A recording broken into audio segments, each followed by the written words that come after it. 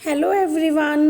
आज हम करेंगे पाठ 20 पाठ योजना पहली घटनाओं को क्रम से लगाना। बच्चे इस का उद्देश्य ये है कि आप लोग कहानी को पढ़कर उसकी घटनाओं को सीरियल वाइज लगा पाएंगे। मुख्य शब्द है घटनाओं, क्रम, मुख्य मतलब जो मुख्य घटनाएं हैं, घटनाएं जो स्टोरी में इंसिडेंट्स हुए, क्रम मतलब सीरियल वाइज लगाना।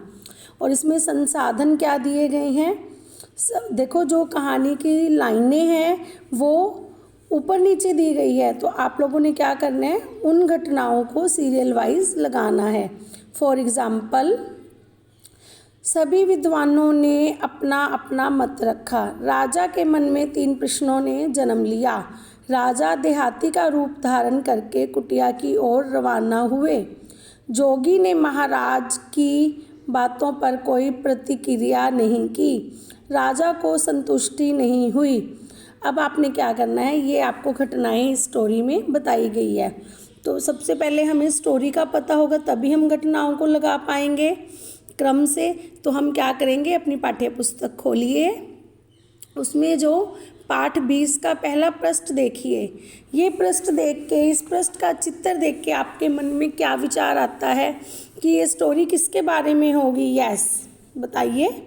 हाँ जी, इसमें एक राजा का चित्र छपा हुआ है, तो ये स्टोरी से जो है हम इसका अंदाज़ा लगा सकते हैं राजा के चित्र से कि ये जो कहानी है ये किसी राजा के बारे में होगी।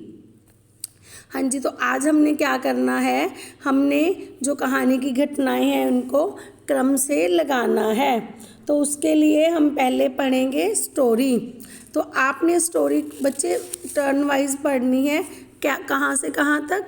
देखिए, आप अपनी बुक में स्टोरी निकालिए 20 नंबर पाठ, और जहाँ से कहानी शुरू हो रही है, एक बार एक राजा, यहाँ से हम स्टोरी पढ़ेंगे सब टर्न वाइज। और फिर सुस्ताने लगा, वहाँ तक आपने जो है आपका पेज नंबर है नेक्स्ट, उसके वहाँ तक आपने स्टोरी को पढ़ना है। क्लियर? और फिर हम घटनाओं को क्रम से लगाएंगे। यस, सबकी टर्न आएगी, टर्न वाइज सबने स्टोरी को पढ़ना है। ठीक है, तो अब इसमें जो घटनाएं दी गई है हम उनको क्रम से लगाएंगे। यस, तो क्या आप मुझे बताओगे आपने कौन कौन सी घटनाओं को क्रम में लगाया? हाँ जी, सबसे पहले देखो स्टोरी में क्या हुआ है, राजा के मन में 3 प्रश्नों ने जन्म लिया।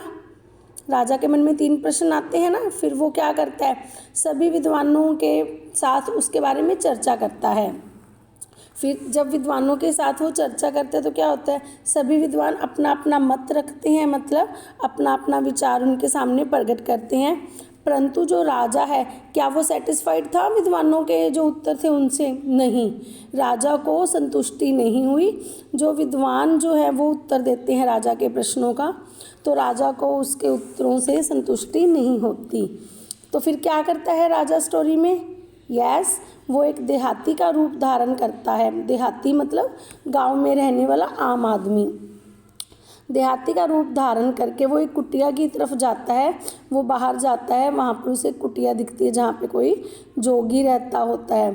तो फिर वो क्या करता है, जोगी से जाके अपने प्रश्न करता है। पर क्या जोगी उसके प्रश्नों का कोई उत्तर देता है? नहीं, तो जोगी उसके प्रश्नों का उत्तर नहीं देता। तो ये थे आपके जो घटनाएं थी, वो उनका सही क्रम ये था जो संसाधन में दी गई हैं। हाँ जी, आप अब मुझे ये बताइए, आपने जो घटनाएं दी गई हैं उनको क्रम में लगाने, कैसे आपने लगाया क्रम में, और उसको क्रम में लगाने का क्या लाभ है? यस, हम घटनाओं को कैसे लगाते हैं क्रम में? हाँ जी, कैसे लगाएंगे? सबसे पहले हम क्या करेंगे, जिन घटनाओं की सहायता से